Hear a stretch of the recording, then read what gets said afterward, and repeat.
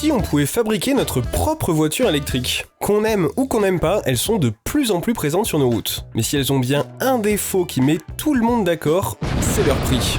Entre 23 000 et 30 000 euros si on prend les 2 citadines les plus vendues en France en 2024. On peut clairement pas dire que c'est à la portée de toutes les bourses.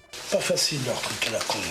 Alors, de la même manière que lorsque j'ai besoin d'un objet précis, je préfère toujours le fabriquer que de l'acheter neuf, je me suis demandé, est-ce qu'on pourrait pas fabriquer sa voiture électrique soi-même? Alors, je me suis lancé. Pour me simplifier la tâche, j'ai décidé de partir sur un véhicule existant dans le but de le convertir en électrique. J'ai scruté le bon coin à la recherche du véhicule parfait, urbain, pas trop gros, léger, mais aussi passe-partout et polyvalent. Et c'est en octobre 2023 que je vais vous présenter la JDM 49 SLD. La toute première voiture sans permis de la marque française JDM en 1983. Pour non pas Japanese Domestic Market, mais Jura Diffusion Mécanique. Et oui, ça claque beaucoup moins. J'ai même retrouvé l'adresse de l'usine de production de l'époque à Avrier. Je dis à l'époque puisque malheureusement la marque n'existe plus depuis 2014. 49 SLD pour Super Luxe Diesel, puisqu'elle avait les sièges réglables, le cendrier et la lumière intérieure. Attention, c'était la grande classe il y a 40 ans.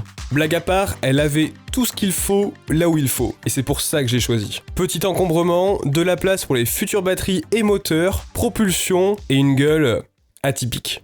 L'objectif de ce projet est me servir de ce laboratoire à 4 roues pour vous partager toute l'ingénierie et la méthodologie qu'il y a derrière un bricolage aussi complexe, en vous incluant dans des choix de conception tout au long des 12 épisodes qui ont suivi, puisque cette JDM SLE, c'est aussi la vôtre.